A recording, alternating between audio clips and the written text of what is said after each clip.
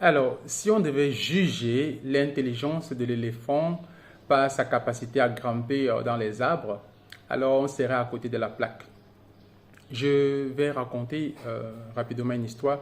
J'ai une connaissance qui vivait en Suisse avec sa fille et qui décide de rentrer s'installer en Afrique et plus précisément au Cameroun.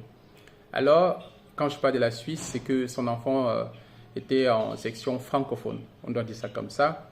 Et elle arrive au Cameroun, elle décide de changer totalement le système et dit que sa fille doit plutôt faire la section, autant pour moi, anglo-saxon, donc anglophone.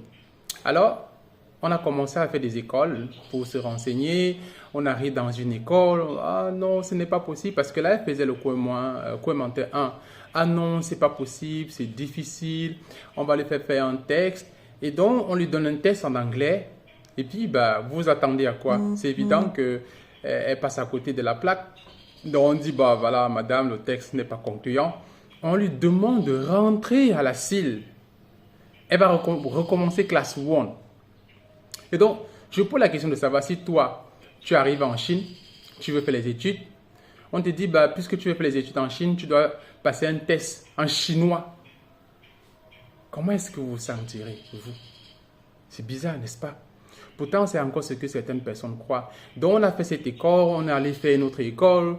Ils étaient un peu dubitatifs. Bon, madame, voyez tout. Moi, je ne voulais pas le doute. Je dois donc proposer une autre école, anglophone, purement. On arrive là, le directeur dit, ah bon, c'est possible. Vraiment, vous toquez à la bonne porte. Et c'est ça l'attitude que j'entendais. De dire, ce sont des défis, on va pouvoir les relever. Et cette fille, elle a commencé au premier trimestre. C'est vrai, c'était difficile parce que c'était l'adaptation. Elle a pu s'adapter, premier trimestre. Elle est, je pense que c'était 11e sur 27.